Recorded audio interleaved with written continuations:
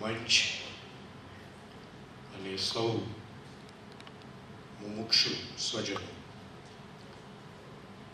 અહીં બેઠેલા આપણે સૌ કરતાં પણ જેની વય વધારે છે એવી આ વ્યાખ્યાન શ્રેણી 97 વર્ષની, જેને આપણે અમદાવાદનું એક ગૌરવ કહી શકીએ એવી વ્યાખ્યાન શ્રેણી.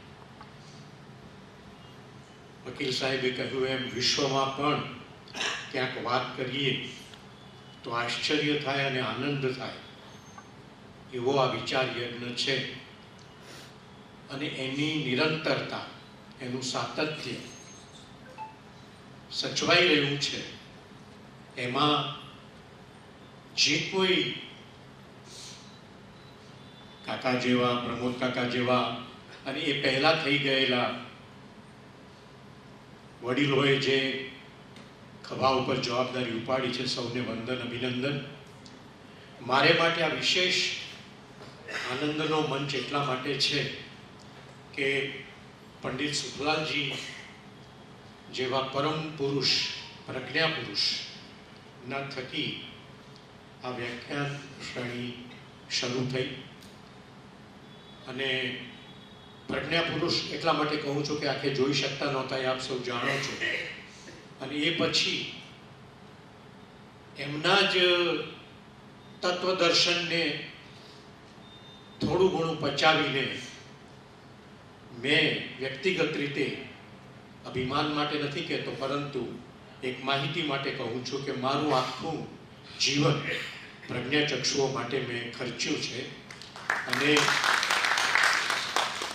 પંડિત સુખલાલજી એ જે એક પરમ ભીતરની પરમ ચેતનાથી સમષ્ટિને પ્રાપ્ત કરવાનો, સમષ્ટિને સમજવાનો, આત્મસાત કરવાનો અને એ પછી પોતાની વાણીથી, પોતાના વિચારોથી, પોતાની કલમથી લોકો સુધી પહોંચાડવાનો જે યજ્ઞ કર્યો, એ દિશામાં થોડુંક કશુંક ઉમેરી શકાય એવો પ્રયત્ન રહ્યો. અને એ પ્રયત્નમાં સાહેબશ્રીએ જેમ કહ્યું તેમ 35 વર્ષ અંધજન મંડળમાં આચાર્ય તરીકે, અને એ પછી નિવૃત્તિ પછી રા foundation, Gujarat Vishwakosh trust, HK college, Sadvichar Parivar વગેરે નામી સંસ્થાઓ સાથે રહીને થોડું ઘણું કામ ચાલ્યું. આપણે સૌ જે વિષયની આજે મારે માટે વાત કરવાની છે તેની વાત કરું તો વકીલ સાહેબે જે વાત કરી, અથવા તો પ્રમોદ કાકા જે વાત કરતા આવે છે, અથવા તો આ વ્યાખ્યાન શ્રેણીના કેન્દ્રમાં જે વિચાર છે અહિંસા પરમો ધર્મ, એના એ અહિંસા પરમો ધર્મના મંત્રને, એના વિસ્તારને, એના વ્યાપને જો આપણે આવરી લેવાનો પ્રયત્ન કરીએ તો એમાં સમષ્ટિના પ્રત્યેક જીવના કલ્યાણનું, એના શ્રેયનું, એના વિકાસનું, એના વિસ્તારનું, એની બધી અનુકૂળતાઓ એને મળી રહે તે માટેના વિચારનું કદાચ એમાં સંભાર થયેલો છે. પરંતુ સાહેબે કહ્યું એમ, વકીલ સાહેબે કહ્યું એમ, ખાસ કરીને આપણી વીતેલી સદીની પાછલી 50 વર્ષોની જે યાત્રા માનવ જીવને જોઈ, અને આપણે આ 21મી સદીના જે 25 વર્ષો આપણે આપણી આંખો સામે જોઈ રહ્યા છીએ, એમાં સૌથી વધારે આપણે સમૃદ્ધ બન્યા વિજ્ઞાનથી, સૌથી વધારે સમૃદ્ધ બન્યા આપણે જ્ઞાનથી, ભૌતિક સુખ સગવડોથી. અને આજે આપણે એમ કહી શકીએ કે ઉત્ક્રાંતિના એક એવા અલ્પ વિરામે આપણે ઊભા છીએ કે જ્યારે આપણી પાસે લગભગ સુખ અને સગવડના બધા જ સાધનો છે, પણ છતાં અભાવ છે જીવનના મૂલ્યોનો. એ મૂલ્યો જે એક સમયે આપણને દોરતા હતા, એ મૂલ્યો આજે ખોવાયા છે. અને એમાંનું એક જીવન મૂલ્ય છે આપણા વડીલોની દરકાર કરવાની આપણી જવાબદારી. યોગાનુયોગ છે, આયાસ છે કે આયાસ વગર અનાયાસ છે મને ખબર નથી, પણ આજે વિશ્વ વરિષ્ઠ નાગરિક દિવસ છે. અને આજે આપણે આ વિષય ઉપર મારે વાત કરવાનો મને મોકો મળ્યો છે. મને લાગે છે કે મારે માટે તો એ સદભાગ્યની વાત કહેવાય. વળી શાસ્ત્રો પ્રમાણે આજે ગુરુ પુષ્ય નક્ષત્ર પણ છે. ત્યારે આવી મહત્વની આપણા પરિવારની, મારી તમારી, આપણા સૌને અસર કરનારી આ એક બહુ જ વકરતી જતી સમસ્યા વિશે માત્ર આપણે થોડાક સંકેતો કરવાનો પ્રયત્ન કરીશું. બહુ લાંબી વાત કરવાનો અત્યારે અવસર નથી, એટલે થોડાક ઉદાહરણોથી આપણે વાતને પ્રસ્તુત કરવાનો પ્રયત્ન કરીએ. 25મી તારીખે વર્તમાનપત્રમાં એક સમાચાર વાંચ્યા, કદાચ આપણે જોયા હશે, ખૂણામાં એ સમાચાર હતા. અમદાવાદની નજીકના જ એક ટાઉન કહી શકાય, નામ એટલા માટે નથી લેતો કારણ કે એમાં નામ પણ હતું. એમાં એક પરિવારમાં પુત્રવધુ, પુત્ર, દાદા એટલે એના પિતા, બાળકો રહેતા હતા. સ્વાભાવિક છે, દાદાની ઉંમર થઈ હતી અને એટલા માટે એને ફરજિયાત રીતે પોતાના પુત્રની સાથે રહેવું પડતું હતું. જે પિતાએ આખું જીવન પોતાનું સર્વસ્વ સમર્પણ કરીને જે બાળકોને ઉછેર્યા, એ બાળકો જ્યારે પોતાનો માળો સજાવે છે, પોતાનું ઘર સજાવે છે, પોતાની જિંદગી આગળ લઈ જવા માટે એ એવી ગતિમાં હોય છે કે દોડતા દોડતા જીવે છે અને એમાં કદાચ પોતાના વડીલોને, પોતાના માતા પિતા તરફના પોતાના કર્તવ્યને ભૂલી જાય છે. પેલા સમાચારમાં એ વાત હતી કે એ દાદા બહુ જ દુઃખી થઈ અને કદાચ એ પોતાના કુટુંબમાં પોતાના પુત્રના ઘેર રહેતા હશે. સવારમાં વહેલા ઉઠીને એ દૂધ ગરમ કરતા હતા. આપણે સૌ જાણીએ છીએ પાછલી ઉંમરમાં પાર્કિન્સન્સ જેવા કેટલાક રોગો સ્વાભાવિક રીતે આપણને થતા હોય છે. હાથ પગ ધ્રુજતા હોય છે, સાણસી પકડવાની પકડ જતી રહેતી હોય છે અને ગેસ ઉપર મૂકેલું દૂધ, પુત્રવધુએ હુકમ કર્યો જ હશે કે તમારે વહેલા ઉઠો છો તો વહેલા ઉઠીને આટલું કામ તો તમારે કરી જ નાખવું જોઈએ. અને દાદા દૂધ ગરમ કરતા હતા. સાણસીની પકડ કે સાણસીએ દગો દીધો, શું થયું ખબર નથી, છટકી અને દૂધની તપેલી ઢોળાઈ ગઈ અને પુત્રવધુએ કાબુ ગુમાવીને પોતાના સસરાને થપ્પડ મારી દીધી. આ સમાચાર સાચા સમાચાર છે અને 4 દિવસ પહેલાના વર્તમાનપત્રમાં આવ્યા છે. અને એ પછી એ દાદાએ એ સાંજે બાજુના ગામમાં જઈને કૂવામાં પડીને આપઘાત કર્યો. આ છે આજના આપણા વરિષ્ઠ નાગરિકોની, કહેવાતા શિક્ષિત સમાજમાં રહેતા આપણા વરિષ્ઠ વડીલોની આ દશા છે. એક વૃદ્ધાશ્રમની મુલાકાતે જવાનું થયેલું, આ પણ સત્ય ઘટના છે.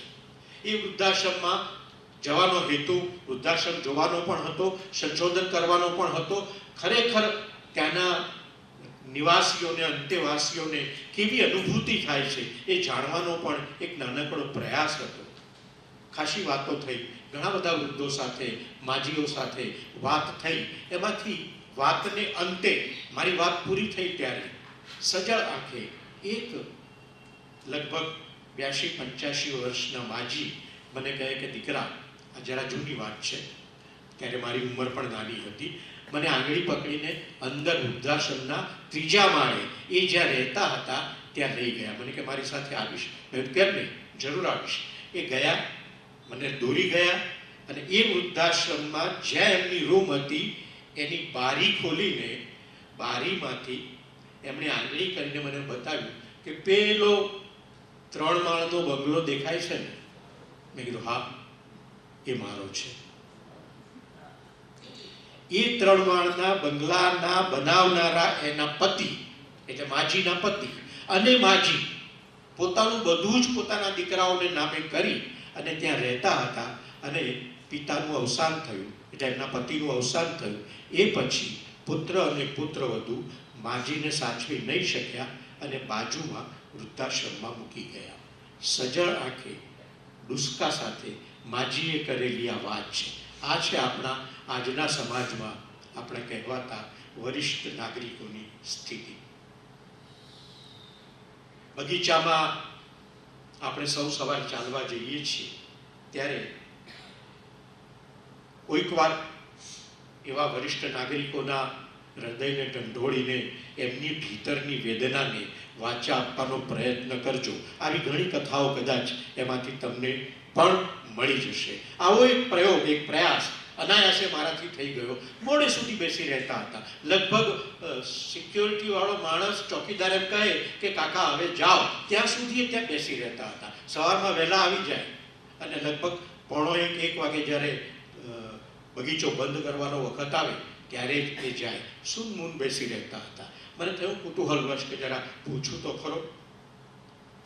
ખૂબ હિચકિચાહટ પછી એમણે જે વાત કરી તો બહુ લાંબી હતી, પણ એનો જે સાર હતો તે એ હતો કે અહીં બાજુમાં નામ પણ આપ્યું, આજે સોસાયટીમાં મારો ફ્લેટ છે, જે ફ્લેટ મેં બનાવ્યો હતો.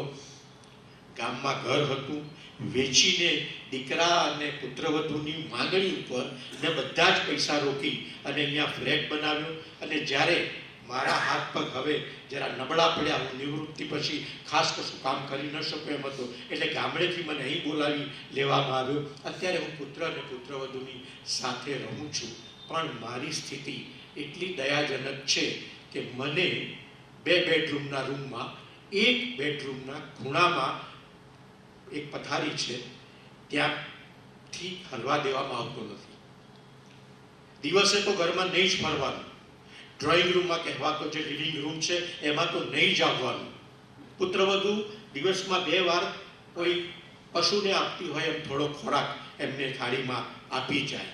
અને એમાં જ્યારે આ સવારે બગીચામાં ચાલવાનું એમણે શરૂ કર્યું ત્યારે પુત્રવધુએ હુકમ કર્યો કે કેટલા વાગે બગીચો બંધ થાય છે? તો કહ્યું 1 વાગે. તો 1 વાગ્યા પહેલાં ઘેર નહીં આવવાનું. 1 વાગ્યા સુધી તમારે બગીચામાં જ સમય પસાર કરવાનો. આ ઘટના સત્ય ઘટના છે. તો આ છે આપણા કહેવાતા શિક્ષિત સમાજમાં આપણા વરિષ્ઠ નાગરિકોની. અને હું માનું છું અહીં બેઠેલા આપણે સૌ લગભગ એ કક્ષામાં છીએ. એટલે ક્યાંક અનુભવ પણ કર્યો હશે, નહીં કર્યો હોય તો કોકની આવી વાત તમે જરૂર સાંભળી પણ હશે, વેદનાની વાત. અને એ દિશામાંથી કદાચ વધારે દિશા ભટકી ના જઈએ આપણે, અને આ સમસ્યા વધારે વકરી ન જાય એટલા માટે થઈને આજે યુનોએ વિશ્વ વરિષ્ઠ નાગરિક દિવસની ઉજવણી કરવાનું વિચાર્યું છે. 15મી જૂને વૃદ્ધજનો ઉપર થતા આતંકોને રોકવા માટે વિચાર કરી શકાય એ માટેનો દિવસ નક્કી કર્યો છે. મને લાગે છે સારી વાત છે, પણ શ્રમ આવે એવી વાત છે કે આપણે આવા દિવસો નક્કી કરવા પડે છે.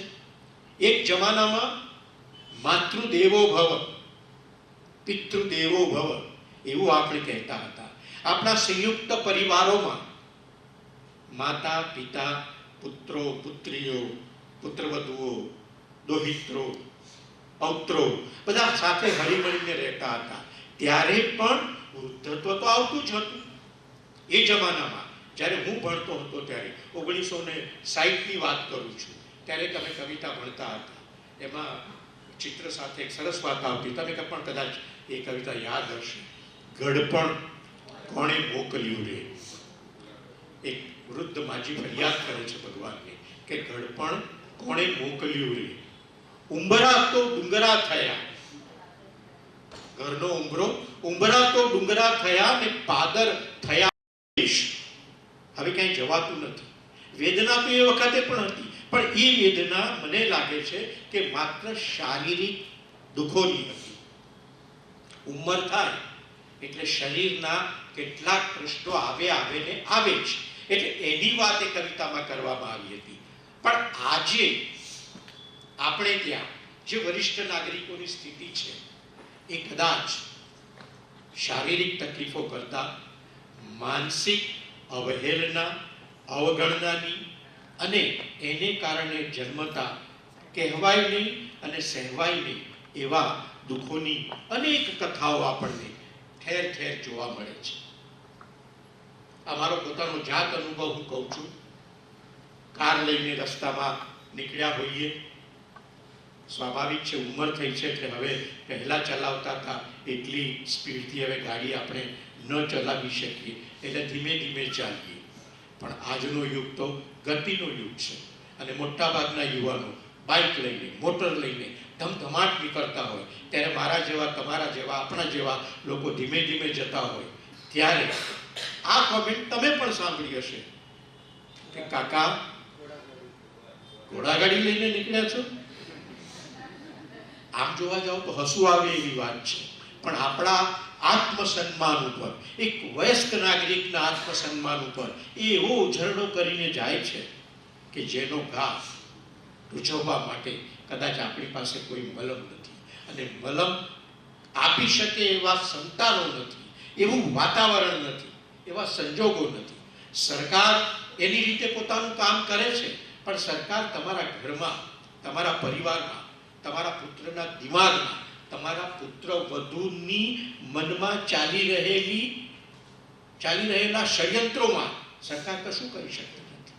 એ તો આ પ્રકારના વ્યાખ્યાનો જ કરી શકે. મને ખરેખર આનંદ થાય છે કે પર્યુષણ એ તો આમ તો ધર્મની વાત કરવા માટેનો મંચ છે, પણ આ આયોજકોએ એનો વિસ્તાર એટલો બધો વધારી દીધો છે કે એમાં સમાજને સ્પર્શતી ઘણી બધી સમસ્યાઓની દર વર્ષે વાત કરવામાં આવે છે. આજે જ વકીલ સાહેબ વાત કરતા હતા ત્યારે મને બેઠા બેઠા વિચાર આવ્યો. હું પ્રમોદ કાકાને નમ્રતાપૂર્વક નાના મોઢે મોટી વાત કરું છું કે ખરેખર આ વ્યાખ્યાન શ્રેણીને આપણે કોલેજોમાં લઈ જવી જોઈએ, શાળાઓમાં લઈ જવી જોઈએ, હાયર સેકન્ડરીમાં લઈ જવી જોઈએ. કારણ કે આ વાત તમે જે વિચારનો યજ્ઞ લઈને બેઠા છો, જે વિષયોના નિષ્ણાત વક્તાઓ અહીંયા જે વાત કરે છે, એ વાત કદાચ સાહેબે કહ્યું, બહુ સાચી રીતે કહ્યું, યુવાનો સુધી પહોંચાડવાની જરૂર છે, યુવતીઓ સુધી પહોંચાડવાની જરૂર છે, બાળકોના ચિત્તમાં આ સંસ્કારો રેડવાની જરૂર છે. કારણ કે મૂલ્ય શિક્ષણના નામે આજે મીંડું થઈ ગયું છે. આપણે લોર્ડ મેકોરોએ સ્થાપેલી શિક્ષણ પ્રથાને થોડા આમ તેમ થાગડ થીગડ કરીને ચલાવીએ છીએ. આપણા પ્રાચીન મૂલ્યો, વેદો ઉપનિષદોમાં જે જ્ઞાન હતું એની વાત તો આજે લગભગ આપણે વિસરી ગયા છીએ અને પશ્ચિમની અસરમાં, ગ્લોબલાઇઝેશનને નામે, ઔદ્યોગિક ક્રાંતિ થઈ, એ પછી જે સંચલનો આખા વિશ્વમાં જાગ્યા, ગામડાઓ તૂટ્યા, શહેરો અસ્તિત્વમાં આવ્યા, શહેરોમાં જે પ્રકારની એક સ્પર્ધાત્મક જિંદગીનું નિર્માણ થઈ રહ્યું છે, એમાં કદાચ આપણે વાત તો કરીએ છીએ નારી ચેતનાની, બાળકો ઉપર જે અત્યાચારો થાય છે એની પણ આપણે વાત કરીએ છીએ, થવી જ જોઈએ. દલિતો ઉપર થાય છે અત્યાચારો, એની પણ વાત કરીએ છીએ, થવી જ જોઈએ. પણ મને લાગે છે કે હવે સમય આવી ગયો છે કે આપણા વરિષ્ઠ નાગરિકોની શું સ્થિતિ છે ખરેખર, એના વિશે પણ હવે ચિંતા થવી જોઈશે, ચિંતન થવું જોઈશે. અને એવું ચિંતન કરવા માટે આવા મંચો કદાચ એક નાનકડું વિચાર બીજ રોપવાનું કામ કરી શકે. એનો આજે આ વિષય ઉપર વાત કરવાની મને જે પરવાનગી મળી છે એને માટે હું ખૂબ આભાર માનું છું. થોડીક વાત કરી લઈએ કે આવું કેમ બને છે, આવું કેમ થયું. થવું તો નહોતું જોઈતું, ખાટલે ખોડ ક્યાં રહી ગઈ. આપણે તો બહુ હવે તો એજ્યુકેશન એટલું બધું વધી ગયું છે, ગ્લોબલાઇઝેશન થયું છે, આંગળીના ટેરવા ઉપર મોબાઈલ આવી ગયો છે, ઘરમાં ટેલિવિઝન છે, વૈશ્વિક પ્રવાહો સરળતાથી આપણને પ્રભાવિત કરી શકે છે. એટલા બધા જેને કે સમૃદ્ધિના શિખર ઉપર આપણે બેઠા છીએ અને તેમ છતાં આપણા પરિવારો કેમ તૂટ્યા છે અને ખાસ કરીને પરિવારોમાં આપણા વરિષ્ઠ નાગરિકો તરફની આપણી સંવેદના કેમ ઘટી છે એના વિશે વિચાર થવો જોઈએ, સંશોધનો થવા જોઈએ. પાઠ્યપુસ્તકોમાં, શાળાઓમાં, કોલેજોમાં અને આવા વિચાર મંચો ઉપરથી સતત એ યુવાનો સુધી આ વાત પહોંચાડવી જોઈએ. મેં કહ્યું એમ ઔદ્યોગિક ક્રાંતિ થઈ. ઔદ્યોગિક ક્રાંતિ એ આખો એક જુદો વિષય છે, પણ ઔદ્યોગિક ક્રાંતિને કારણે જે શહેરોનું નિર્માણ થયું અને શહેરોનું નિર્માણ થવાની સાથે ગામડાઓ તૂટ્યા અને લોકો શહેરોમાં આવ્યા અને શહેરોમાં ધસારો થયો, એટલો બધો થયો કે શહેરોની અંદર માણસનું જીવન અત્યંત સંકુલ થઈ ગયું, સ્પર્ધાત્મક થઈ ગયું.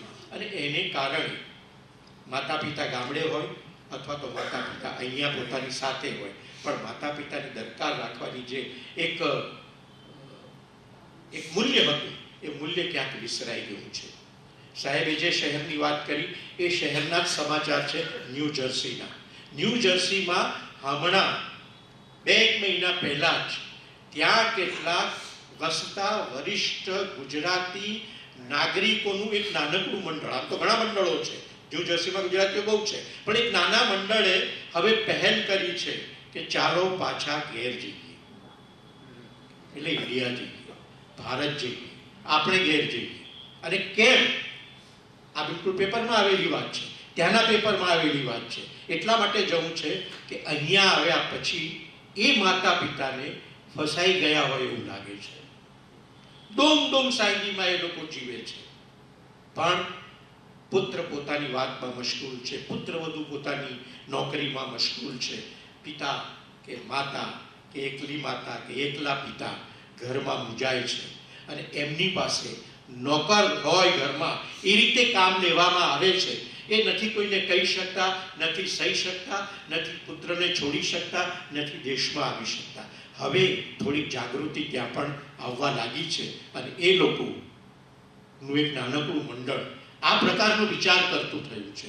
હું એકવાર લંડનમાં હતો ત્યારે લેસ્ટરમાં જવાનું થયું. લેસ્ટરમાં પણ બહુ ગુજરાતીઓ છે. તો જ્યારે મારા પાછા વળવાનું હતું ત્યારે લેસ્ટરના એક કૃષ્ણ મંદિરમાં જ્યારે હું ગયો, 4 વાગ્યાનો સમય હતો, એ વખતે એક બહુ જ વરિષ્ઠ નાગરિક પગથિયા ઉપર બેસી અને માળા ફેરવતા હતા. એટલે મેં જઈને એમને વંદન કર્યા અને કહ્યું કે દાદા આશીર્વાદ આપો. એ વખત તો યુવાનીની વાત છે, હું ગયો હતો ત્યારની વાત છે, બહુ જૂની વાત છે. પણ મેં કહ્યું દાદા આશીર્વાદ આપો, હું પાછો ભારત જાઉં છું. મારું આ જ વાક્ય જાણે કે એમને એમની સંવેદનાને ક્યાંક કશોક ટકોરો મારી ગયો હશે કે એમની આંખમાં જળજળી આવ્યા અને મારા માથે હાથ મૂકીને એમણે કહ્યું, દેશ જાય છે, બસ મારા વતી દેશને સલામ કહેજે. મને થયું કે કેમ આટલા બધા દ્રવિત કેમ થઈ ગયા છે દાદા? પછી મેં જરાક એમની પાસે પલોઠી વાળીને બેસીને થોડોક વાર્તાલાપ કર્યો તો એમાંથી જે વાત મને જાણવા મળી એ હૈયું હચમચાવી નાખે એવી હતી. મેં અગાઉ કહ્યું તેમ દીકરાએ એ ગામડામાં રહેતા ખેડૂત ભાઈએ, એટલે જેમને મને આશીર્વાદ આપ્યા તે, એમણે પોતાની ખેતીવાડી, પોતાનું ઘરબાર સર્વસ્વ વેચીને દીકરાને ભણાવીને પરદેશ મોકલ્યો. અને પરદેશમાં પહોંચેલો દીકરો ત્યાં પછી પોતાની રીતે લગ્ન કરીને સ્થાયી થયો અને પછી પોતાના પિતાને ત્યાં બોલાવી લીધા. અને લેસ્ટરમાં રહેતા એ વયોવૃદ્ધ પિતા હવે એટલી લાચાર સ્થિતિમાં જીવતા હતા કે કોઈને કહી નહીં શકે એવી. હું અહીંયા અત્યારે બધી એમના ઉપર જે જુલ્મો થયા એની વાત કરું તો કદાચ આપ માની પણ નહીં શકો, પણ ઘરમાં ગુલામને જે રીતે રાખવામાં આવે એ રીતે એ વયોવૃદ્ધ નાગરિકને એ કુટુંબમાં ટ્રીટમેન્ટ આપવામાં આવતી હતી. અને લાચાર એ પિતાએ મારા માથે હાથ મૂકીને મને આશીર્વાદ આપ્યા ને કહ્યું કે તું નસીબદાર છે કે તું પાછો દેશ જઈ શકે છે. અમારું તો એવું સદભાગ્ય નથી કે અમે પાછા દેશ જઈ શકીએ. તો આ વરિષ્ઠ નાગરિકોની સ્થિતિ માત્ર આપણા દેશમાં, આપણા ગુજરાતમાં, આપણા સીમાડાઓની બહાર નથી એવું નથી, બધે જ લગભગ થઈ ગઈ છે. કારણ કે ગ્લોબલાઇઝેશનના યુગમાં લગભગ સ્થિતિ આપણને સરખી જોવા મળે છે. વર્લ્ડ હેલ્થ ઓર્ગેનાઇઝેશન WHO ના એક અહેવાલ મુજબ, આ થોડી આંકડાઓની વાત પણ મોકો છે તો કરીએ, સમગ્ર વિશ્વમાં 60 વર્ષ કે તેથી વધુ ઉંમરના 15% વધુ વરિષ્ઠ નાગરિકો દુર્વ્યવહારનો ભોગ બને છે. અને આપણા દેશમાં દર 6 વૃદ્ધોમાંથી 1 વૃદ્ધને આનો સામનો કરવો પડે છે. આ રિપોર્ટ છે WHO. તો આ સ્થિતિ તરફ આપણે જઈ રહ્યા છીએ ત્યારે વાસ્તવમાં જે સ્થિતિ હવે થવાની છે, કારણ કે એ જ અહેવાલમાં આગળ એવું પણ કહે છે કે દર વર્ષે સમગ્ર વિશ્વમાં વૃદ્ધોની વસ્તી જે ઝડપે વધી રહી છે એ અનુસાર 60 વર્ષ કે તેથી વધુ ઉંમરના લોકોની સંખ્યા 2030માં 140 કરોડ થશે. એટલે આખો ભારત દેશ જેટલી વસ્તી છે એટલી વસ્તી થવાની સંભાવના છે. અને એટલા માટે એમના શ્રેયની, એમના કલ્યાણની, એમના સ્વાસ્થ્યની, એમના સ્વસ્થ જીવનની કામના કરતા દરેક નાગરિકે, વરિષ્ઠ નાગરિકો સરસ રીતે જીવી શકે, પાછલું જીવન સારી રીતે જીવી શકે. શરીરની મર્યાદાઓ તો આવે ને આવે જ, પણ મનથી એ ન હણાય, ન દુભાય અને સરસ રીતે આ જીવનમાંથી પસાર થાય એવી પરિસ્થિતિનું નિર્માણ કરવા માટે આપણે સૌએ સાથે બેસીને ચિંતન કરવાની જરૂર છે. સરકાર, મેં કહ્યું એમ, પોતાની રીતે કામ કરે છે. થોડી ઝડપથી વાત કરી લો. વૃદ્ધો પાસે સરકારે કેટલીક કાયદાકીય જોગવાઈઓથી એમની રક્ષા કરવાના પ્રયત્નો કર્યા છે. વૃદ્ધો, માતા પિતા, વરિષ્ઠ નાગરિકો, નિવૃત્ત માણસો, ઘરડા માણસો, જે શબ્દ વાપરીએ તે, એમના જાળવણી અને કલ્યાણ માટે અધિનિયમ 2007 અત્યારે અસ્તિત્વમાં છે, જે વૃદ્ધોને નાણાકીય સુરક્ષા, તબીબી સુરક્ષા, સ્વસુરક્ષાની જોગવાઈ, આ બધું જ કાયદાની કલમ દ્વારા એમને આપવામાં આવે છે. જો માતા પિતા, દાદા દાદી અથવા એવા વૃદ્ધ કે જે પોતાની મિલકતમાંથી પોતાના ઘરના ખર્ચનું સંચાલન ન કરી શકે, તો અધિનિયમ 2007 હેઠળ એ પોતાના બાળકો પાસે કાયદાકીય રીતે કોર્ટમાં જઈને કેસ કરીને પોતાના હિસ્સાની રકમ કહો, આશ્રય કહો, સગવડ કહો, અનુકૂળતા કહો, એ માગી શકે છે. અને એ માટે એ આપવા દીકરાઓ બંધાયેલા છે. હવે તો કાયદામાં એ પણ જોગવાઈ થઈ છે કે માતા પિતાએ આવેશમાં આવી જઈને ભાવાત્મક રીતે, ઘણીવાર એવું બને છે કે નિવૃત્તિ વખતે મળેલા પૈસા હોય, પીએફના પૈસા હોય, ઘર વેચ્યું હોય, ખેતર વેચ્યું હોય, દીકરા દીકરી મોટા થયા હોય, એ બધું જ એ દીકરા દીકરીને નામે કરી દેવામાં આવે છે. અને પછી દીકરો કદાચ પુત્રવધુ આવવાથી બદલાતો હશે, બહેનો મને માફ કરે, ખબર નહીં શું કારણ છે, પણ દીકરાનું મન પણ બદલાય છે. અને પછી દીકરાના હાથમાં કદાચ ગુરુ ચાવી રહેતી નથી, પુત્રવધુના હાથમાં એ ચાવીઓ આવી જાય છે. અને પછી જે બેહાલ પરિસ્થિતિ સર્જાય છે, ક્યાંક તમે અને હું પણ વધતે ઓછે અંશે આ સ્થિતિનો સામનો કરી ચૂક્યા હોઈશું. આ બહુ સૂક્ષ્મ રીતે પણ ક્યારેક ઘરમાં વરિષ્ઠ નાગરિકને અનુભવવું પડતું હોય છે. એ સૂક્ષ્મ એટલું હોય છે કે એને શબ્દોમાં ન મૂકી શકાય, એને લખી ન શકાય, એ કોઈને કહી ન શકાય, પણ એને સતત લાગે. દાખલા તરીકે, મારા બાજુમાં જ રહેતા એક વૃદ્ધ ભાઈએ, આમ તો હું વૃદ્ધ છું પણ હું વૃદ્ધ મારી જાતને ગણતો નથી, એ તો મારા કરતાં પણ નાના છે, પણ એ વૃદ્ધ એમને હું કહું છું કારણ કે પોતાને વૃદ્ધ માને છે. એટલે મને કહેતા હતા કે મારે વહેલા ઉઠીને મને પેપર વાંચવાની ટેવ છે, પણ હવે ઘરમાં મને પેપર મળતું નથી. એકવાર મેં સવારમાં પેપર લઈને વાંચવા બેઠો તો પુત્રવધુએ ફટાક લઈને ખેંચી લીધું કે તમારે ક્યાં જવાનું છે, તમારે કંઈ કામ છે, ઓફિસમાં જવાનું છે, અમને બધાને વાંચવા દો, બપોરે નવરા પડો ત્યારે વાંચજો નહીં. આમ જોવા જાઓ તો આ વાત પણ બહુ વાસ્તવિક છે, પણ બહુ સૂક્ષ્મ રીતે થતી વરિષ્ઠ નાગરિક ઉપરની હિંસા છે. આ હિંસા પરમો ધર્મ, એ જે આપણો મૂળ મંત્ર જૈન ધર્મે આપણને આપ્યો છે, અથવા તો બધા ધર્મોએ સાહેબે કહ્યું એમ આપ્યો છે, એમાં આ વાતનો પણ સમાવેશ અચૂક થાય છે. નારી ઉપર થતો અત્યાચાર, બાળક ઉપર થતો અત્યાચાર, દલિત ઉપર થતો અત્યાચાર જેમ આપણને હચમચાવી નાખે છે, એવી રીતે આવા અત્યાચારો સૂક્ષ્મ અને સ્થૂળ હવે તો નોંધાતા નથી, કેટલાક નોંધાય છે. એ મને લાગે છે કે આપણી આવતીકાલ અથવા આપણી ક્ષિતિજ ઉપર વરિષ્ઠ નાગરિકોની જે સ્થિતિ આપણે દેખાય. હા, તમે બાગબાન ફિલ્મ જોઈ છે બધાએ, એ આપણી વરિષ્ઠ નાગરિકોની સ્થિતિનું બહુ સારું દર્પણ છે. મને લાગે છે કે હમણાં ઓટીટી પર સાહેબે કહ્યું એમ ઓટીટી પર ઘણી કોઈક વાર સારી ફિલ્મો આવી જાય છે. ઓટીટી પર વધ ફિલ્મ આવી છે, કદાચ જોવાય તો જોજો. એમાં પણ આ જ વાત બહુ જ સરસ રીતે કરવામાં આવી છે.